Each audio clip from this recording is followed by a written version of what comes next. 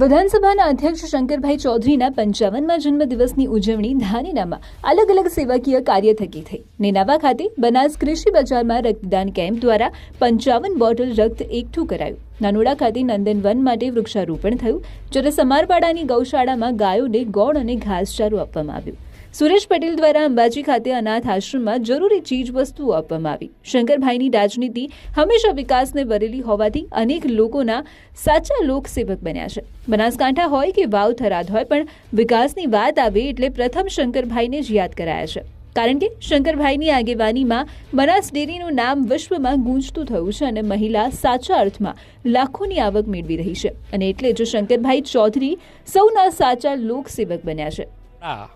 ગુજરાતના લોકસેવક અને વિધાનસભાના અધ્યક્ષ શ્રી અને બનાસ ડેરીના ચેરમેન શ્રી શંકરભાઈ ચૌધરી સાહેબનો 55મા જન્મદિવસ નિમિત્તે નેનાવા મુકામે બનાસ કૃષિ બજારની અંદર ભવ્ય બ્લડ કેમ્પનો કાર્યક્રમ કરવામાં આવ્યો,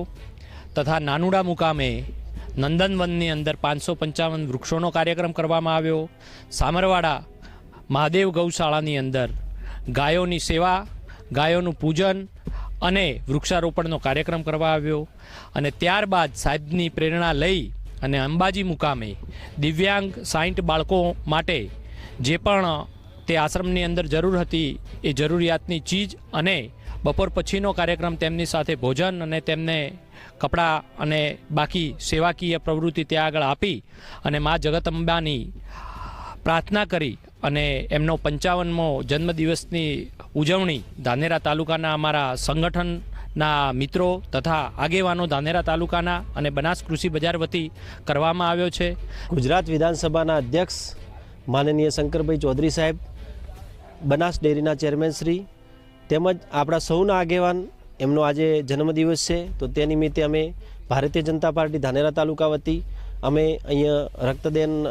કેમ્પ તથા વૃક્ષારોપણ તથા સાહેબનું જે સપનું છે કે બનાસને હરિયાળું બનાવવું છે, તો તેના માટે વૃક્ષારોપણનો કાર્યક્રમ કરેલ, અને સંગઠન વતી કાયમ માટે આ રીતે ધાનેરા તાલુકાને લીલો બને અને પાણીના તળ ઉપર આવે એવો પ્રયત્નો અમે કરતા રહીશું। સાહેબના